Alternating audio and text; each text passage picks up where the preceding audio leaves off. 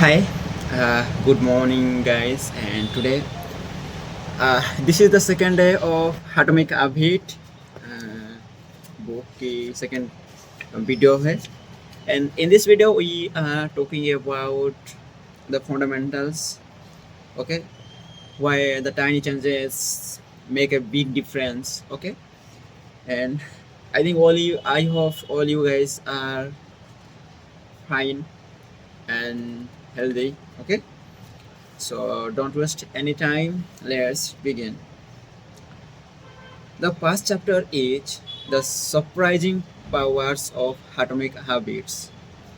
The fate of the British cycling changed one day in 2003. The organization, which was the governing body for professional cycling in Great Berlin, Britain, had recently hired Dave Brailsford as its new performance director. At that time, professional cyclists in Great Britain had endured nearly 100 years of mediocrity.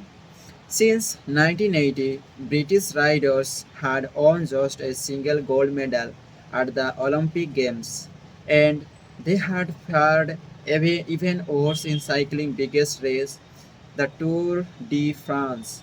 In 110 years, no British cyclist had ever won the event.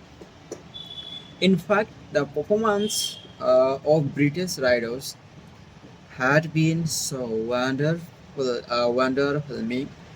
that one of the top manufacturers in the Europe refused to sell bikes to the team because they were afraid that it would hurt sales if other professionals saw the Brits using their gear. Brailsford had been hired to put British cycling on a new trajectory.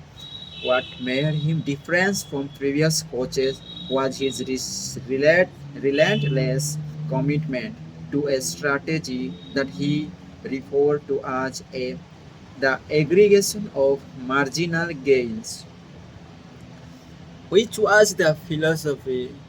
Okay, which was the philosophy of searching for a tiny margin of improvement in everything you do. Bracewell said the whole principle came from the idea that if you broke down everything you could think of the gauge into riding a bike and then improve it by 1%, you will get a significant increase when you put them all together. Okay, Braceford and the his coaches began to by making small adjustments you might expect from a professional cycling team. They redesigned the bike seats to make them more comfortable and rubbed alcohol on the tires for a better grip. They asked riders to wear electrically heated overshorts to maintain ideal muscle temperature while riding and used biofeedback sensor to monitor how each athlete responded to a particular workout. The team tested various fabrics in a wind tunnel and had their outdoor riders switch to indoor racing suits, which proved to lighter and more aerodynamic. But they did not stop there. Brailsford and his team continued to find 1% improvement in overlooked and unsuspected areas. They tested different types of messages scales to see which one lead to the fastest muscle recovery.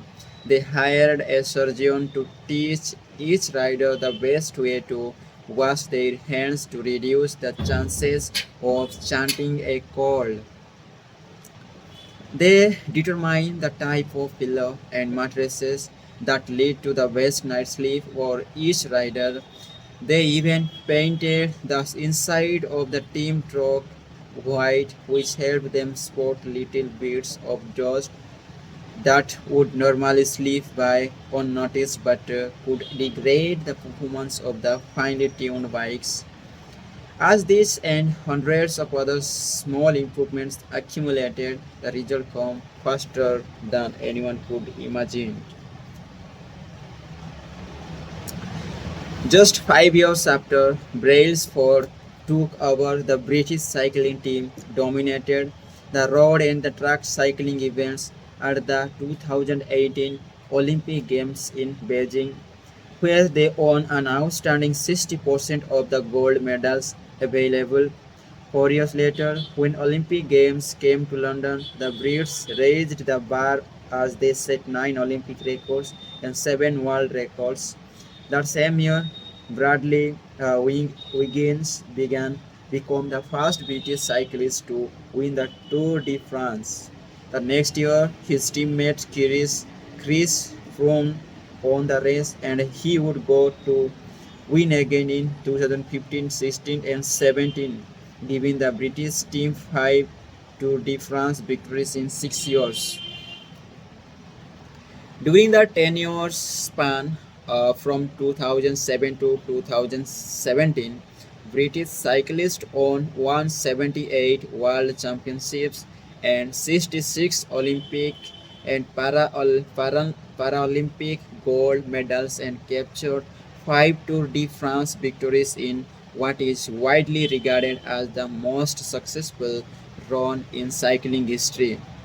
How does this happen?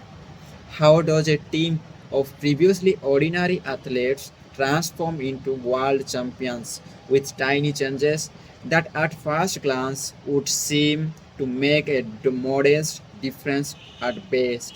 Why do small improvements accumulate to such remarkable results? And how can you replicate this approach in your own life?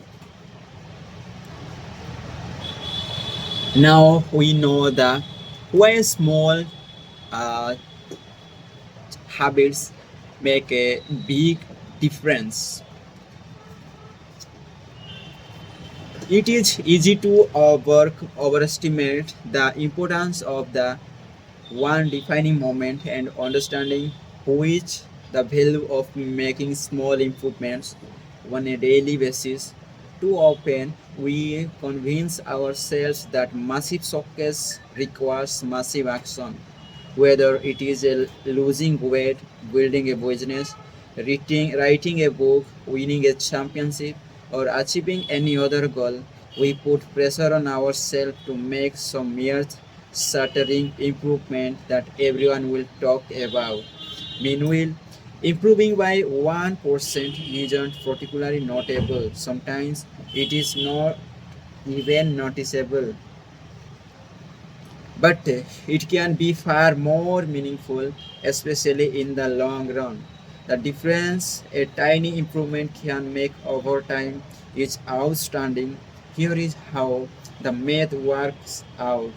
If you can get 1% better each day for 1 year, you will end up the 37 times better the time you are done.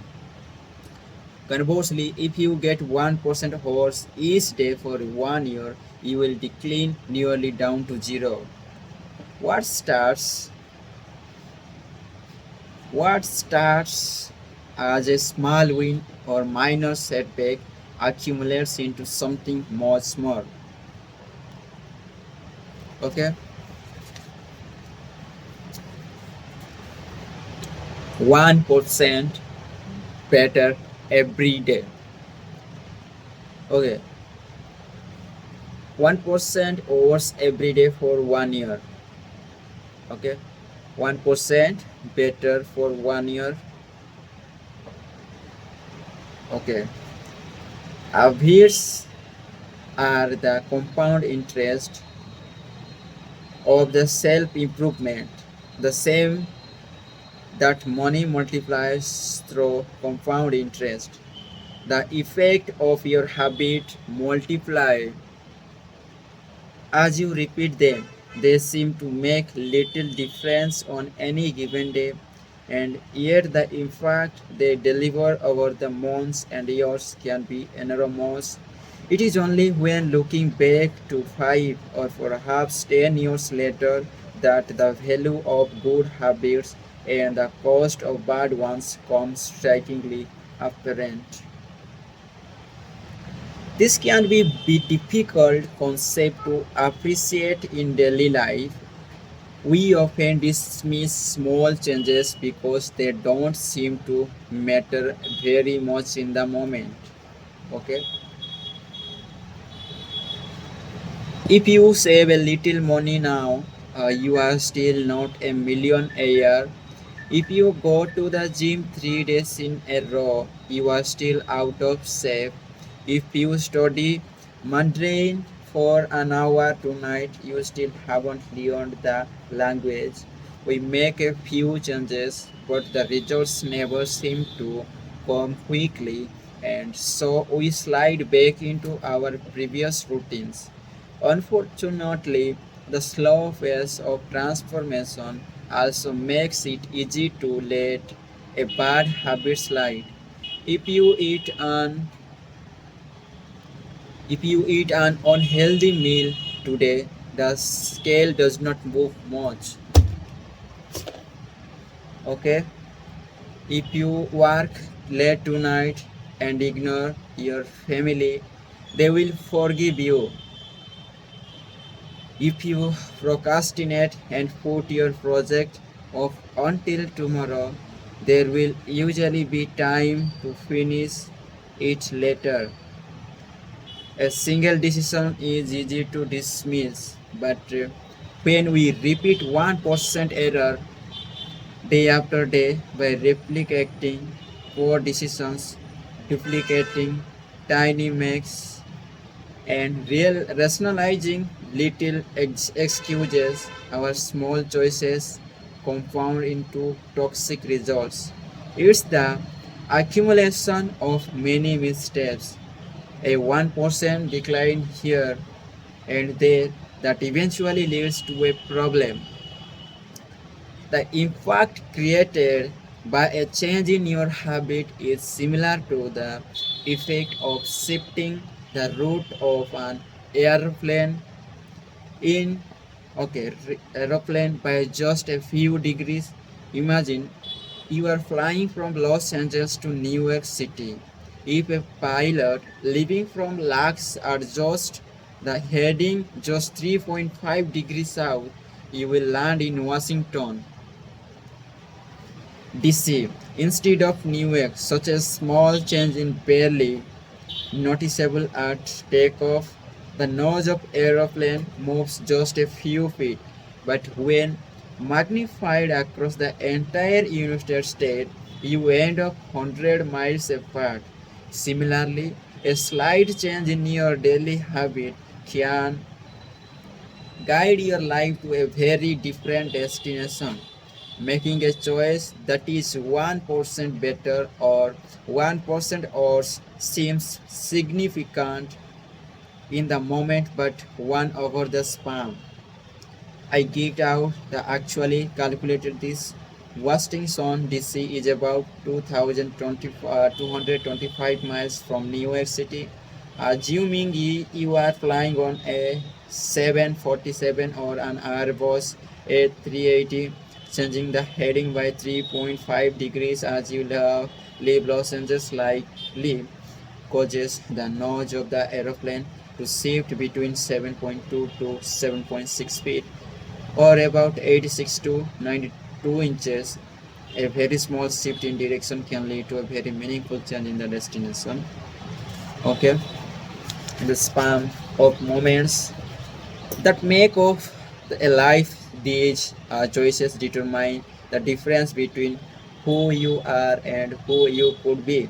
Success is the product of daily habits, not once in a life transformations. That said, it does not matter how successful or unsuccessful you are right now. What matters is whether your habits are putting you on the path towards success. You should be far more concerned with your current trajectory than with your current results. If you are a millionaire but you spend more than you earn each month, then you are on a bad trajectory. If your spending habits don't change, it's not going to end well. Conversely, if you are broke but you save a little bit every month, then you are on the path toward financial freedom, even if you are moving slower than you had liked. Okay, your outcomes are the lagging measure of your habits. Your net worth is a lagging measure of your financial habit. Your weight is a lagging measure of your eating habits. Your knowledge is a lagging measure of your learning habits. Your clutter is a lagging measure of your cleaning habits. You get what you repeat. If you want to predict where you will end up in life, all you have to do is follow the curve of tiny gains and tiny losses and see how your daily choices will compound 10 or 20 years down the line.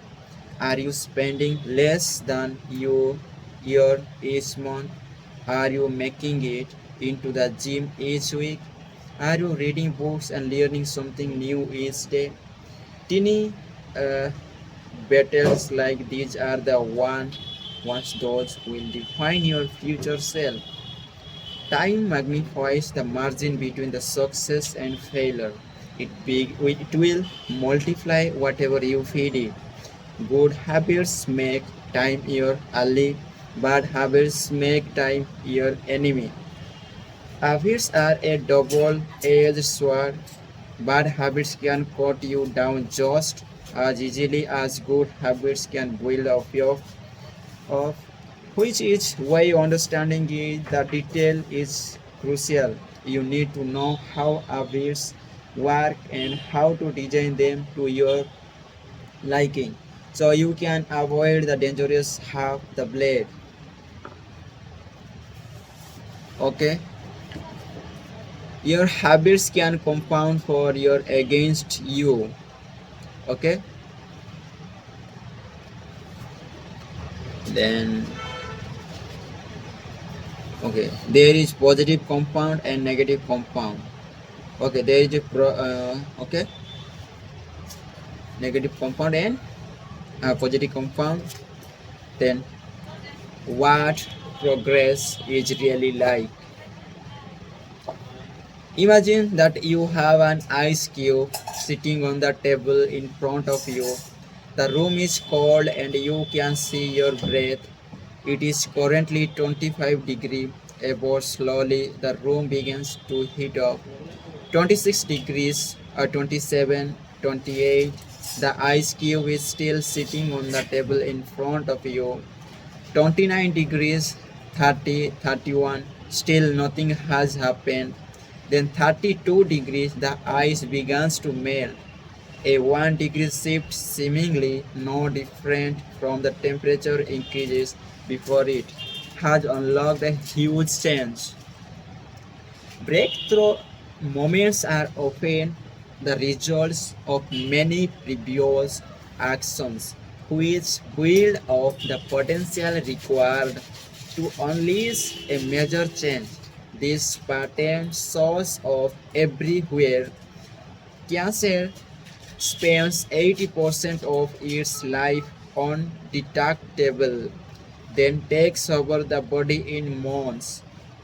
Bamboo can barely see seen for the first 5 years as it builds extensive root system underground before exploding 90 feet into the air with 6 weeks. Similarly, habits often appear to make no difference until you cross a critical threshold and unlock a new level of performance in the early and middle stages of any quest. There is often a valley of disappointment. You expect you make progress in a linear fashion, and it's frustrating how ineffective changes can seem during the first days, weeks, and even months. It does not feel like you are going anywhere. It's a hallmark in any compounding process. The most powerful outcomes are delayed. This is one of the core reasons why it's so hard to build habits that last. People make small changes, fail to see tangible results, and decide to stop. You think I have been running every day for a month. So why can't I see any change in my body? Once this kind of thinking takes over, it is easy to let good habits fail by the wayside. But in order to make a meaningful difference, habits need to persist long enough to break through this plateau. What I call the plateau of latent potential. If you find yourself struggling to build a good habit or break a bad one, it is not because you have lost your ability to improve. It is often because you have not yet crossed the plateau of latent potential. Complaining about not achieving success despite working hard is like complaining about an ice cube not melting when you heated it from 25 to 31 degree. Your work was not wasted, it is just being stored. All the action happens at 32 degrees. When you finally break through the plateau of latent potential, people will call it an overnight success. The outside world only see the most dramatic event rather than all the preceded it. But you know that it's work you did long ago when it seemed that you weren't making any progress. You that makes the jump today possible. It is the human equivalent of geological pressure. Two tectonic plates can grind against one another for millions of years. The tension slowly building all the wheel. Then one day they rub each other once again in the same fashion they have for ages. Okay, but this time the tension is too great. An earthquake erupts, change can take years before it happens at once. Mastery requires patience. The San Antonio Spurs, one of the most successful teams in NBA history, have been quoted from social reformer Jacob Riis hanging in their locker room. When nothing seems to help, I go and look at a stone cutter hammering away at his rock, perhaps 100 times without a match as a crack showing in it.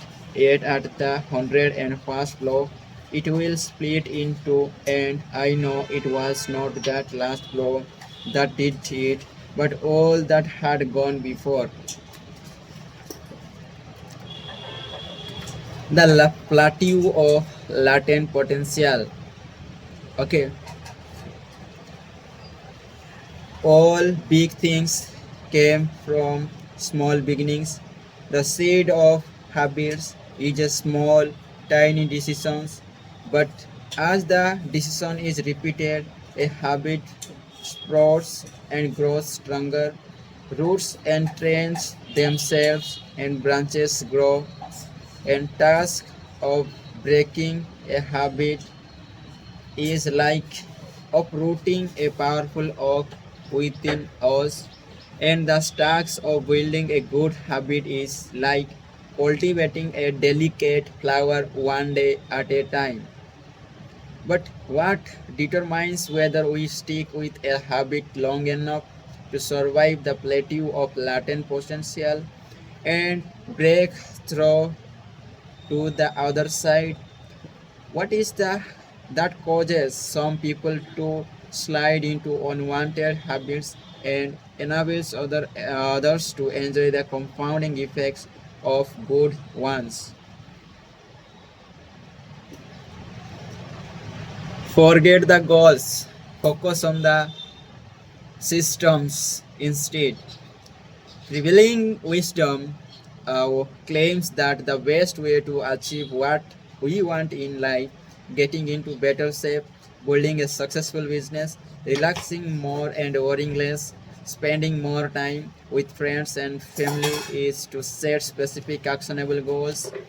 For many years, this was how I approached my habits to to each one was a goal to be reached. I set goals for grades I wanted to get in school, for the weights I wanted to lift in the gym, for the profits I wanted to earn in the business. I succeeded at a few, but I failed at a lot of them. Eventually, I began to realize that my results had very little to do with the goals I set and nearly everything to do with the systems I followed.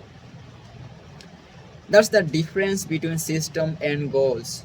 It's a destination. I first learned from Scott Adams, the cartoonist behind the Dilbert comic. Goals are about results you want to achieve. Systems are about processes that leads those results. If you are a coach, your goal might be to win a championship. Your system is way to recruit players, manage your assistant, coaches, and conduct practice. Okay. If you are an entrepreneur, your goal might be build $1 million business. Your system is how you test product ideas, hire employers, and run marketing campaigns. If you are a musician, your goal might be to play a new piece. Your system is how often you practice, how you break through down and tackle difficult measures, and your method for receiving feedback from your instructor. Now, for the interesting question, if you are completely ignore your goals and focused only on your system, would you still succeed? For example, if you were a basketball coach and you ignored your goal to win championship and focused only on what your team does at practice each day, would you still get results? I think you would. The goal in any sports is to finish with a best score, but it would be ridiculous to spend the whole game staring at the scoreboard. The only way to actually win is to get better each day.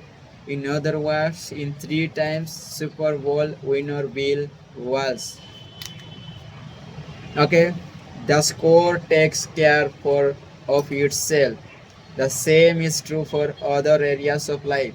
If you want better results, then forget about setting goals. Focus on your system instead. What to do? I mean by this, are goals completely useless? Of course not. Goals are good for setting a direction, but systems are best for making progress. A handful of problems arise when you spend too much time thinking about your goals and not enough time designing your system. Okay, problem one. Uh, Winners and the losers have same goal. Goal setting suffers from a serious cause of survivorship bias. We concentrate on the people who end up winning, the survivors, and mistakenly assume that ambitious goal in the game. The purpose of overlooking all the people who had getting who had getting lead to success while overlooking all the people who had the same objective but did not succeed. Every Olympian wants to win a gold medal, and every candidate wants to get the job. And if successful and unsuccessful people share the same goals, then the goal cannot be what differentiate the winners from the losers. It wasn't the goal of winning the Tour de France that propelled the British cyclist to the top of the sport. Presumably, they had wanted to win the race every year before, just like every other professional team. The goal had always been there. It was the only when they implemented a system of continuous small improvement that they achieved a different outcome. Problem 2. Achieving achieving goals is a momentary change. Okay, only a momentary change. Imagine you have a messy room and you set a goal to clean it. If you summon the energy to TDO, then you will have a clean room for now. But if you maintain the same sloppy, fake rat habits that lead to a messy room in the past place, soon you will be looking at a new field of clutter and hoping for another burst of motivation. You are left chasing the same outcome because you never change the system behind it. You treated uh, a symptom without addressing the cause. Achieving a goal only changes your life for the moment. That's the counterintuitive thing about improvement. We think we need to change our results, but the results are not the problem. What we really need to change are the system that cause those results. When you solve problems at the results level, you only solve them temporarily. In order to improve for good, you need to solve problems at the systems level. Fix the inputs and the outputs will fix themselves. Okay, solve the problem at the system level, fix the input, they and the outputs will fix themselves. Okay, problem 3. Goals restrict your happiness. The implicit assumption behind any goal is this: once I reach my goal, then I will be happy. The problem with the goals first mentality is that you are continually putting happiness off until the next milestone. I have slipped into this trap so many times I have lost count for years.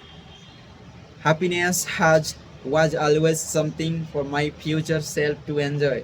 I promised myself that once I gained 20 pounds of muscle or after my boss business was featured in New York Times, then I could finally relax. Furthermore, goals create an either or conflict. Either you achieve your goal and are successful, or you fail and you are a disappointment. You mentally box yourself into a narrow version of happiness. This is misguided. It is unlikely that your actual path through life will match the exact journey you had in mind when you set out. It makes no sense to restrict your satisfaction to one scenario when there are many paths to success. Systems first mentality provides the antidote. When you fall in love with the process rather than the product, you don't have to wait to give yourself permission to be happy. You can be satisfied anytime your system is running, and a system can be successful in a many different forms, not just the one you first envision. Problem go for goals are odds at with long-term progresses. Finally, a goal-oriented mindset can create a yo-yo effect. Many runners work hard for months, but as soon as they cross the finish line, they stop training. The race is no longer there to motivate them. When all of your hard work is focused on a particular goal, what is left to push you forward after you achieve it? This is why many people find themselves reverting to their old habits after accomplishing a goal. The purpose of setting goals is to win the game. The purpose of building system is to continue playing the game. True long-term thinking is goalless thinking. It's not about any single accomplishment. It is about the cycle of endless refinement and continuous improvement.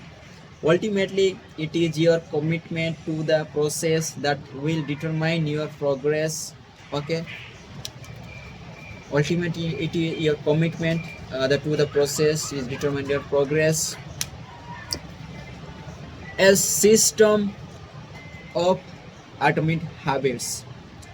If you are having trouble changing your habits, the problem isn't you. The problem is your system. Bad habits repeat themselves again and again, not because you don't want to change, but because you have the wrong system for change.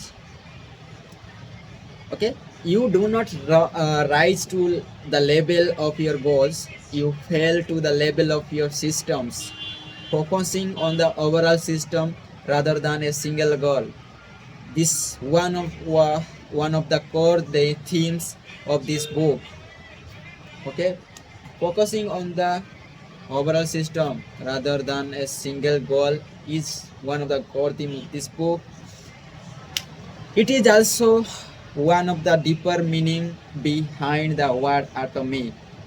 By now, you are probably realized that an atomic habit refers to tiny change, okay, and marginal gain as a 1% improvement. But atomic habits are not just any old habits, however small. They are little habits that are part of a larger system. Just as atoms are the building blocks of molecules, atomic habits are the building blocks of remarkable results. Habits are likely the atoms of our lives. Each one is a fundamental unit that contributes to your overall improvement. At first, these tiny routines seem insignificant, but soon they build on each other and fuel bigger wins, then multiply to a degree that far outweighs the cost of their initial investment. They are both small and mighty. This is the meaning of phrase atomic habit, mighty. A regular practice of routine that is not only small and easy to do, but also the source of incredible power, a component of the system of compound growth. Okay, and the chapter summary. Habits are the compound interest of self improvement. Getting 1% better every day counts for a lot in long term. Habits are a double edged sword. They can work for you or against you, which is why understanding the detail is essential. Okay? Small changes often appear to make no difference until you cross a critical threshold. The most powerful outcome of any compounding process are delayed. You need to patience.